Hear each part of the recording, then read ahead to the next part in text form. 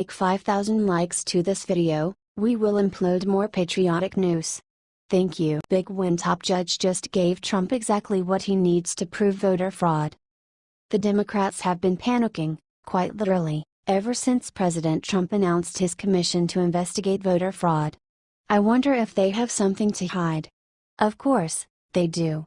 And now, thanks to Washington-based U.S. District Judge Colleen Kollar-Kotelly, President Trump has been given exactly what he needs to prove it. Judge Kollar-Kotelly said Trump can seek voter data for his election commission. This is a really big deal, folks, and I'm gonna tell you why. President Trump has simply wanted to see if the votes in places where voter IDs are banned are fair: California, Oregon, Virginia, etc. No surprise, those states are full of felons and illegals who are perfect to rig votes with. Does it mean they are rigging them? Not necessarily. However, to have fair federal elections, we need to know. So why are the Dems, who demand registries for things like healthcare and guns, so against checking these states? Well, my guess is they are hiding something. I pray to God I am wrong, but the shoe does fit.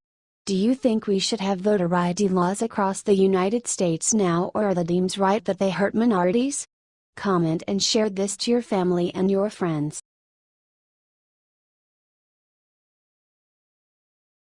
OMG, Donald Trump knows exactly who will replace Jeff Sessions as Attorney General. Over the last week, it has become very clear to most of us that President Donald Trump is trying to leave Jeff Sessions to head the Justice Department. Instead of fighting back against Russian claims or going after the crooked Dems, all Sessions has done is recused himself and focused on fighting the states over medical marijuana. Look, the president is not one to simply oust a guy like Sessions without some big-name replacements on the list. In fact, according to Axios, there is one name that Trump really wants: Rudy Giuliani as the next Attorney General. Giuliani was a loyal friend and supporter of Donald Trump long before he ever joined politics. The two go back decades as fellow New Yorkers. Plus, Jeff Sessions really did leave President Trump without many other options than to fire him. Trump made it very clear to the NY Times that he would never have hired Sessions had he known how he would act. He also posted a tweet this morning about his disappointment in Sessions. Now, to be fair, we can really only say right now that Sessions will most likely be ousted as AG. Who will replace him is technically up in the air, and those tend to change. While Giuliani has publicly denied being the replacement for Sessions, one Twitter user spotted him today boarding a plane for Washington, D.C. Do you think Trump will make a good choice for the next Attorney General? Comment your answer and share this out.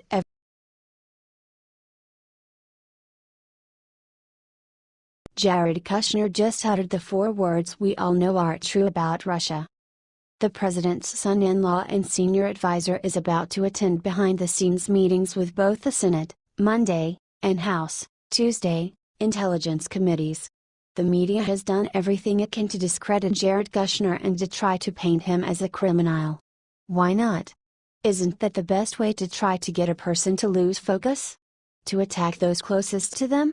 That's what they have been trying to do to President Trump since the very day he won the presidency and the media lost their collective minds. Jared Kushner has released a statement, however, saying, "I did not collude." He went on to say that he does not know of anyone else in the campaign who colluded with any foreign government. In his 11-page statement, Mr. Kushner also described the highly publicized meeting between Trump, Jr. and the Russian lawyer, saying that the topic discussed, adoptions, was basically a waste of his time. Importantly, Mr. Kushner also stated that I have no improper contacts. I have not relied on Russian funds to finance my business activities in the private sectors. NPR provided access to Mr. Kushner's full statement, which you can read for yourself here. As you can see, the statement, and his discussion with the House and Senate Intelligence Committees are voluntarily given. That's because he has nothing to hide.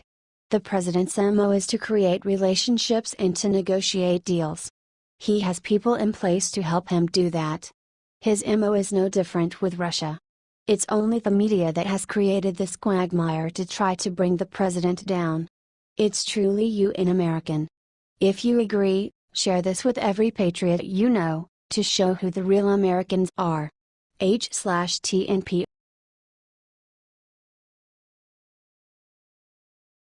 Infuriated Mattis just humiliated the Pentagon after finding out about the sick thing they did. Defense Secretary James Mad Dog Mattis released a memo obtained by Fox News Monday that slammed the Pentagon for wasting tax dollars in reference to a U.S. Special Inspector General for Afghanistan, SIGAR, report. The report highlighted how the Pentagon spent nearly $28 million on uniforms for Afghan soldiers that had a camouflage pattern incompatible with desert terrain. Mattis blasted the cavalier or casually acquiescent decisions to spend taxpayer dollars in an effective and wasteful manner, and said that he hopes these not to recur. He added that the report captures how funds were diverted away from other mission priorities, and that it serves as an example of a complacent mode of thinking.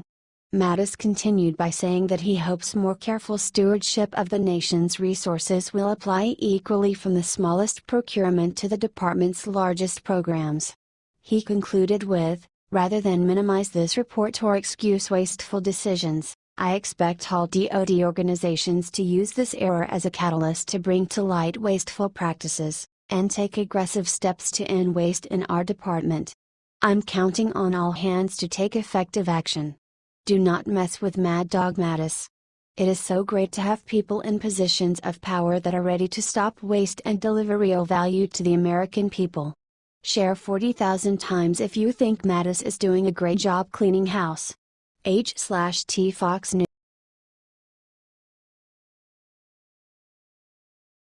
Right before healthcare vote, still hospitalized Scalise did something incredible with 6 words. House Majority Whip Steve Scalise called into the weekly Whip team meeting from the hospital on Monday. Rep.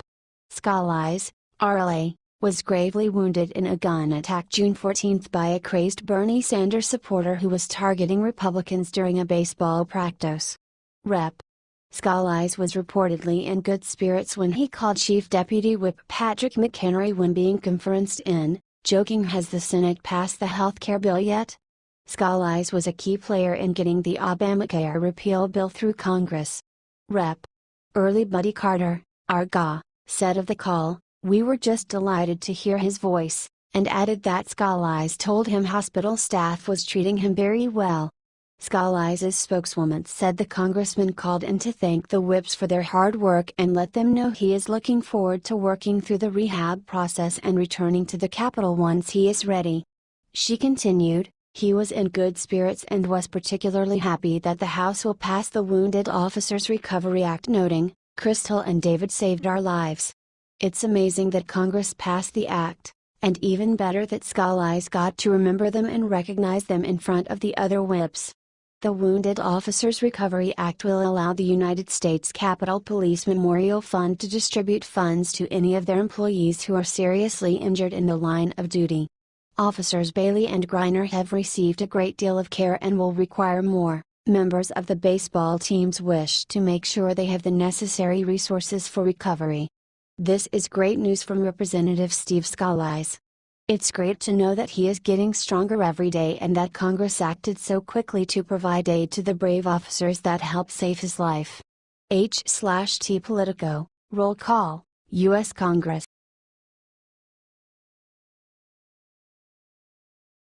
Reporter just asked Trump if he will fire Sessions. His answer left everyone speechless.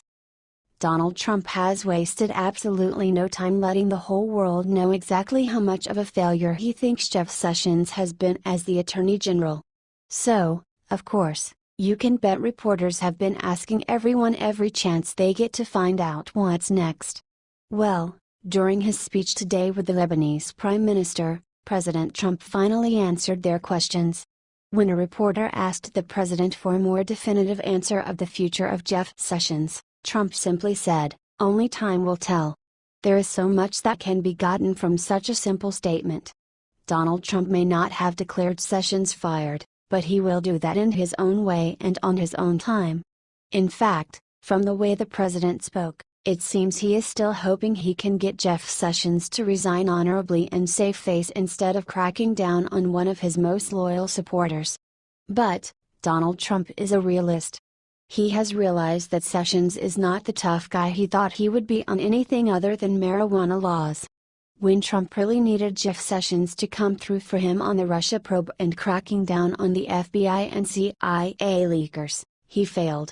Now, don't get me wrong. Sessions is a man who all people should respect. He has served the American people for decades. Those two factors alone are not enough to make a successful attorney general. If you support the president's decision to find a new man for the job, then help share this out and let everyone know how serious he is. Leave a God bless Sessions so he knows that, while we don't want him as AG anymore, we still appreciate his service.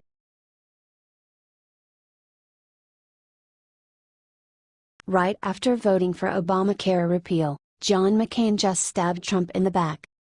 It's kind of funny, yet all.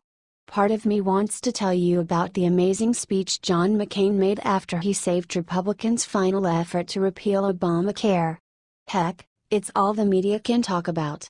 However, what nobody noticed was his sick attacks on Trump during the speech.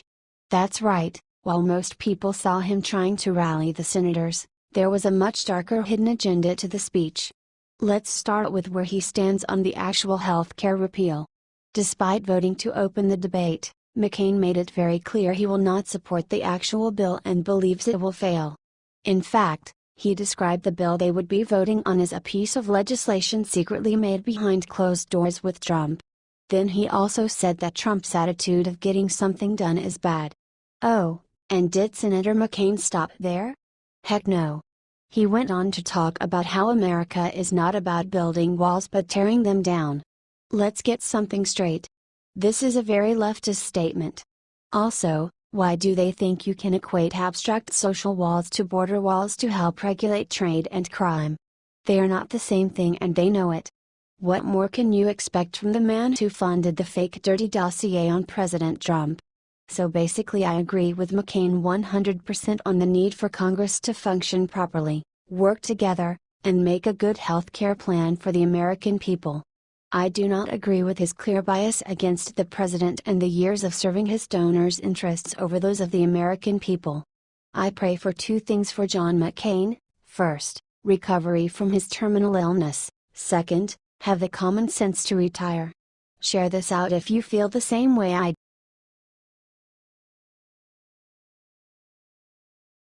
11th hour. Trump woke up smiling after learning that McCain would do the right thing today.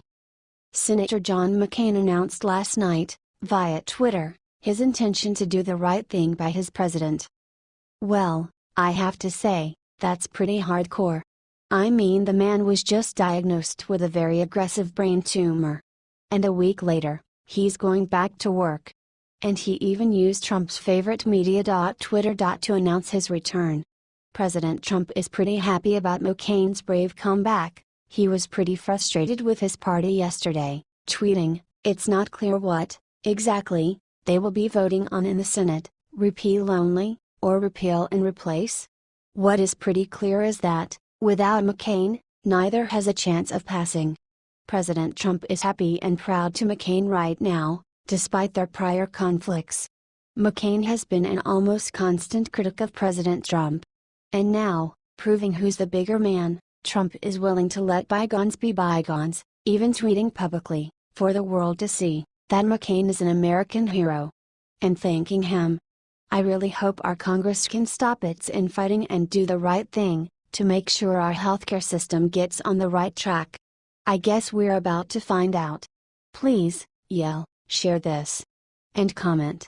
Let's let our reps know what we want. H/TNPR in the head.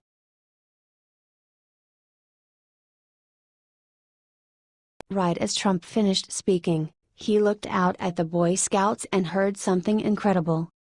President Trump has said time and time again that he will put the future generations of our country as one of his top priorities, and today that promise was returned in full as he made an appearance in front of the Boy Scout National Jamboree. Thousands gathered in anticipation of President Trump's appearance to hear our president speak. President Trump didn't disappoint. His speech was full of inspirational words for the young crowd, telling them that they can do anything and be anything if they find their passion in life. Here's what he had to say: "You can do anything. You can be anything you want to be. But in order to succeed, you must find your passion no matter what they tell you." But that was only the beginning. He continued by talking about all of the great Boy Scouts that are in his cabinet, most notably Secretary of State Rex Tillerson and Mike Pence. Tillerson used to also be the national chair for the Boy Scouts of America. But what happened after this will give any Trump supporter goosebumps and pride in our president for his faith in the future generations. As Trump was giving his speech, someone in the crowd shouted, "I love you," to President Trump, and he responded in kind to the compliment. But the response from the crowd was amazing. The crowd of thousands instantly started shouting in unison, "We love Trump." And if that wasn't enough, President Trump put the final nail in the coffin by asking the crowd, "Did President Obama ever come to a jamboree?" The crowd responded with boos for Obama. The support for President Trump from the Boy Scouts is incredible, and the response towards Obama, the supposed champion of the young generation, shows you just how popular President Trump is. The Gateway.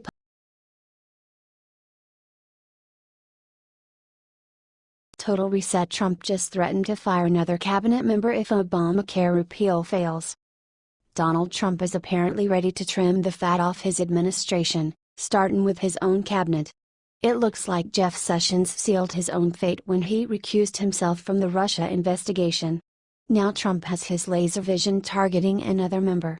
During his big speech to the Boy Scouts of America today, the president brought Mitt Romney and Tom Price on stage before he dropped this bomb: Health Secretary Tom Price will be fired if Congress cannot repeal Obamacare.